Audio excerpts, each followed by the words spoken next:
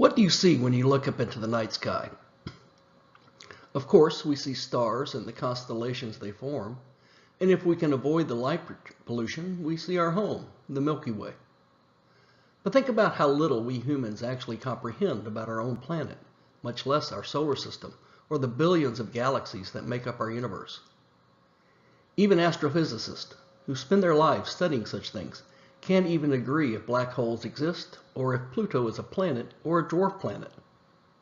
So of course, something as simple as getting consumers to correctly comprehend an advertising message should be no problem at all, right?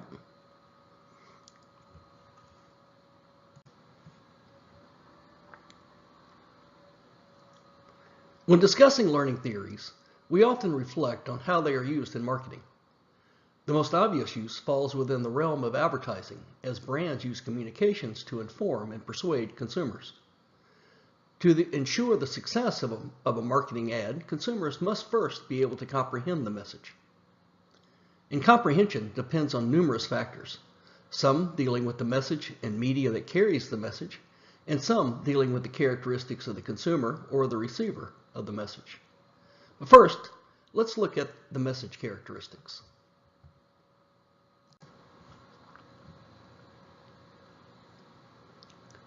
A brand's advertising is made up of various elements, from images to text, and they are often crafted in such a way as to deliver a message to current and potential customers.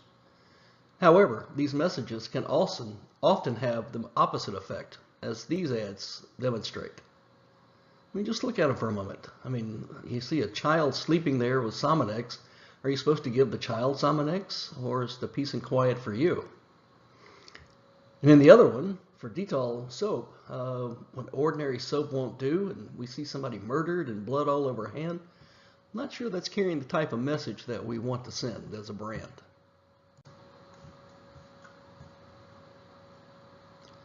Good advertising, on the other hand, utilizes specific physical characteristics to bring consumers' attention in a positive way to the brand's message.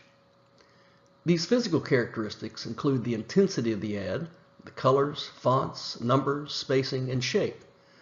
For example, would you feel confident if your bank used the font on the bottom with its quirky style? I'm not sure I'd feel too confident myself. The use of numbers in a brand name, much less their use in an ad copy, the message, is an interesting area of research for marketers. Often, the use of numbers in a brand name has some significance, such as Levi 501 jeans are named that because Levi Strauss was issued patent number 501 by the U.S. Patent Office. And WD-40 got its name from the number of attempts it took the chemist to get the formula right. There is some research that shows that the use of numbers affect how consumers perceive the brand. For products that are functionally oriented, that is, people care more about using the product rather than owning the product, higher numbers tend to suggest better quality or performance. The Ford F-250 truck is better than the Ford F-150 truck, or the iPhone 9 is better than the iPhone 8. However, for brands and product categories that are more symbolic, such as perfume, then lower numbers give an air of exclusivity and prestige. Now, not perfume, but steak sauce, if you look at A1, it's trying to elicit these feelings of exclusivity and prestige through the use of its brand name. And when it comes to the physical characteristics of a message, if marketers properly employ these elements, advertising just works.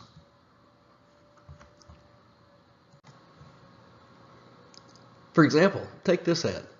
I mean, this is a billboard, but if you look at how it's put together, it's going to capture your attention, and it's probably going to get the message through to you very clearly.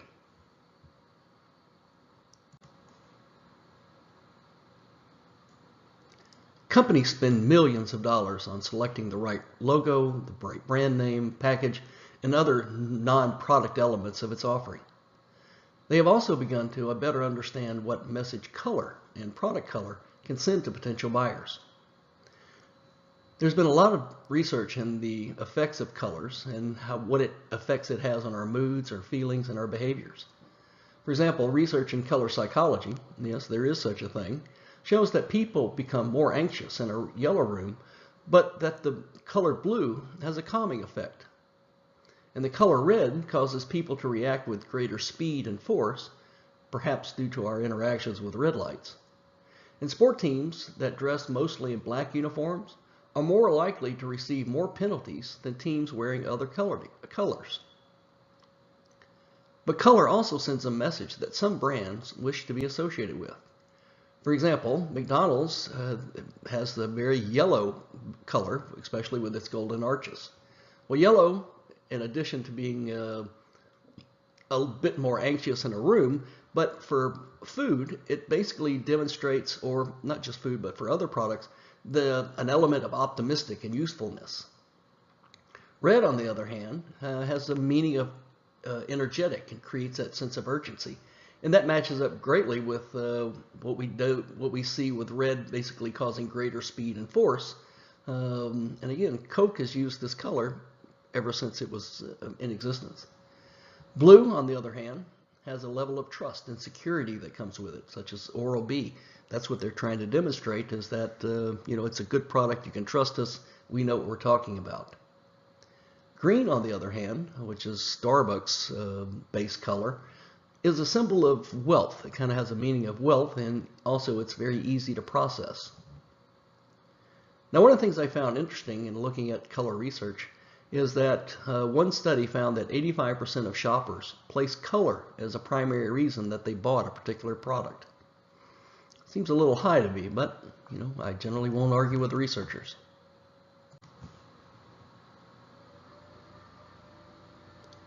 Color does play a key role in consumer perceptions. What's off with these two candy bars?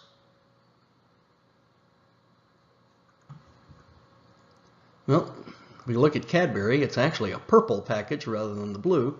You should have picked that up because it's really a very dull blue. But what about the Hershey?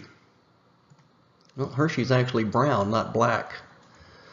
So oftentimes we get used to the color of a product, and any discrepancy creates a bit of confusion in our brains.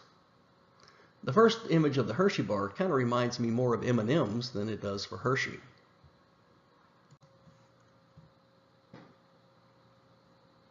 Other message characteristics, such as the source, the person that's basically delivering the message, the language that's used, whether it's simplistic or scientific in nature, and the images that we see, all add or detract from the success of getting viewers to comprehend our message. Actors portraying doctors generally will wear a lab coat, will present an air of expertise in the message. And using celebrities to endorse your product often presents an image of attractiveness and likability. However, brands can get into trouble if their endorser falls into legal troubles, such as the case of Jared with Subway.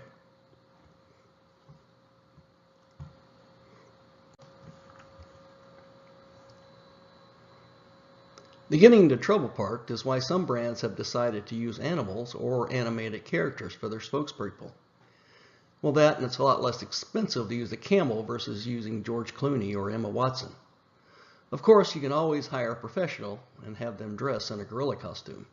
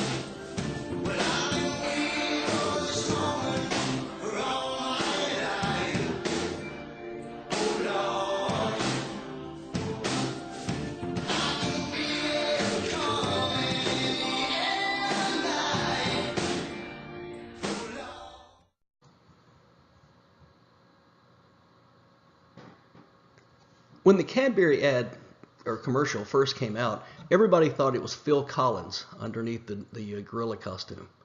It was his song, by the way, and Phil Collins is a drummer. And Cadbury did very little to refute this. But it was actually an actor named Garen Michael who was underneath the gorilla costume. Now, advertisers must also take into consideration the characteristics of the receiver. They must make sure that the receiver is able to comprehend the message in exactly the same way as the advertiser intended. And given the deluge of information that's coming at consumers today, just simply being able to break through is becoming much more difficult.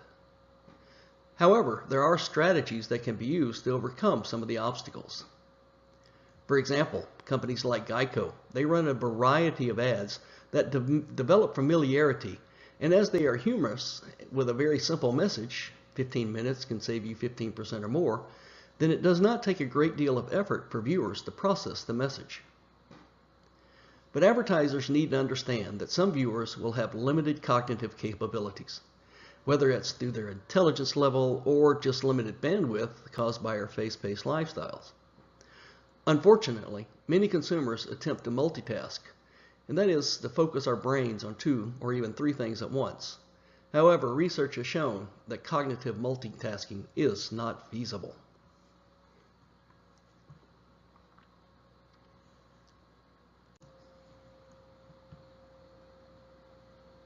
As stated previously, consumers today are faced with so much information that either through their own actions, such as multi-screening, or from blasts of messages coming at us from every direction. So just think about the signs, billboards, or even carvertising, which are vehicles wrapped in advertisements that you saw on your last drive somewhere. It can become a bit overwhelming, and often people just try to block out these messages. Marketers must understand that consumers have limited bandwidth. That is, the amount of information that can be processed at once.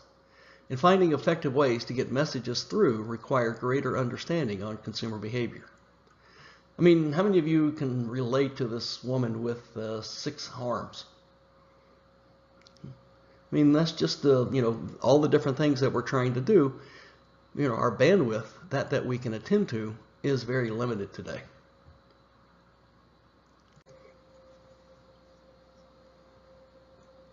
For example, there are environmental characteristics that can either help or hurt our marketing efforts.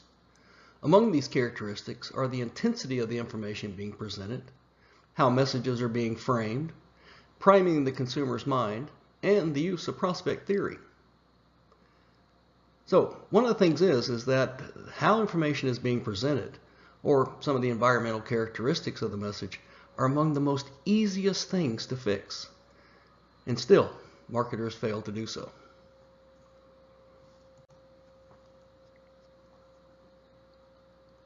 Take a look at this web page. If you're looking to book a cruise, how much time would you spend on this site before you gave up? There's just too much information being presented here. As noted in last week's lecture, the attention that we give web pages is limited, only about 8 seconds, and most of that is due to poorly designed layout. Have you ever gone to an online shopping site, placed an item in your cart, and after not being able to find some necessary information, such as the delivery cost, you just exited the site and never went back? A quick search on the topic of online shopping reveals that the abandonment rate of an online shopping cart is almost 70%. And the primary reason given by shoppers all relate to difficulties in finding information or that the checkout process is just being too complicated.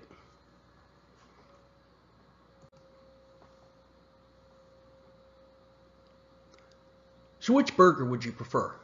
Would you like the one that's 75% fat-free or the one that has 25% fat? A majority of people are going to choose the fat-free option, even though the 2 options are identical. So depending on how a message is presented or framed, will lead people to favor one choice over another, because people tend to avoid risk when a positive frame is presented, but seek risk when presented with a negative frame, as we're going to see.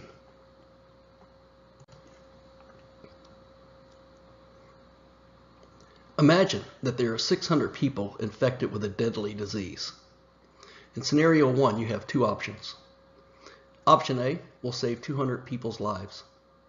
Option B has a 33% chance of saving all 600 people and a 66% chance of saving no one.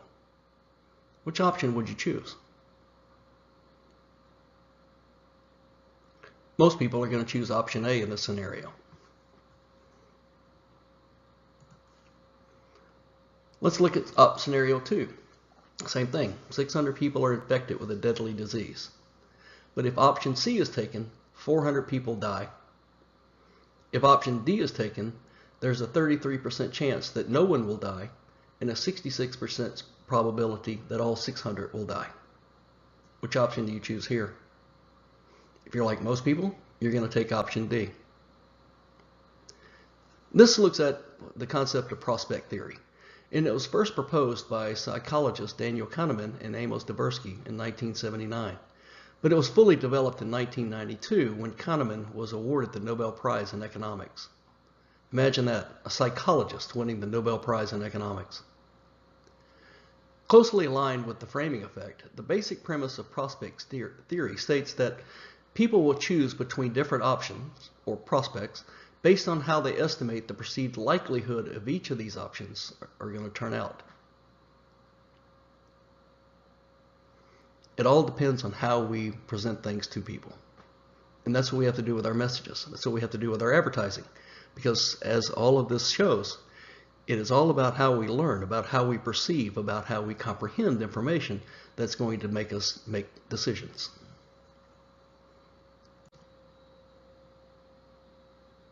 Another effect we have to look at is what's called the anchoring effect.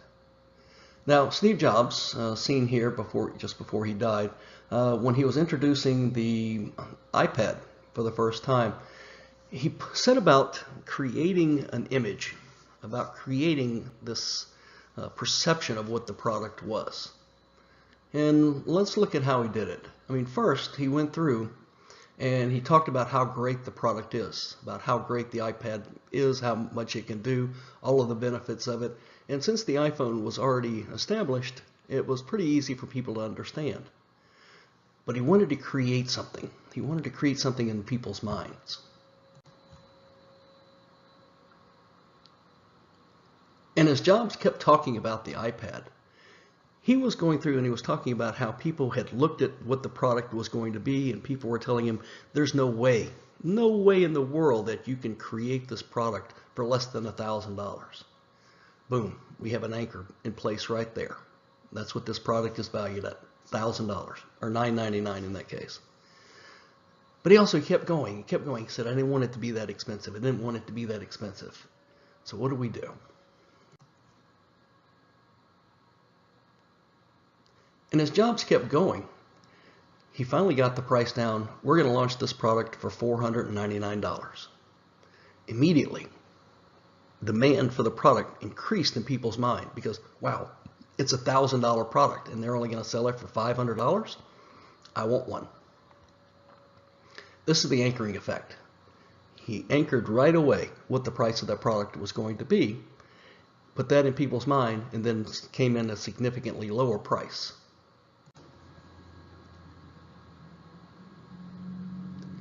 Priming is where one stimulus influences a response to a subsequent stimulus. But priming works best when the two stimuli are of the same manner. So to better understand the priming effect, let's look at what some researchers did. They conducted an experiment at a wine store. On one day, French music was piped throughout the store. And on another day, German music was played. The researchers measured the amount and type of wine sold on each day. On the day where French music was played, there was a significant increase in the sale of French wine. On those days where German music was played, more German wine was sold. So again, shoppers were being primed by the music that they heard. And if you want to use the priming effect, the next time you want to make a bet with somebody, and you wish for them to increase their wager, have them recall a past winning bet that they made. This will prime them and to remember the winning, and they're likely to gamble more than if they were not primed.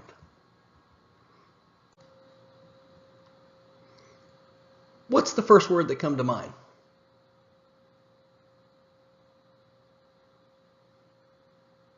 I'm not sure if this is going to work in an online environment. Let me know if it did. But in a face-to-face class, students are going to respond with the word hexagon. But many are not sure how they got to that word. But I do. It was primed to you from an earlier slide.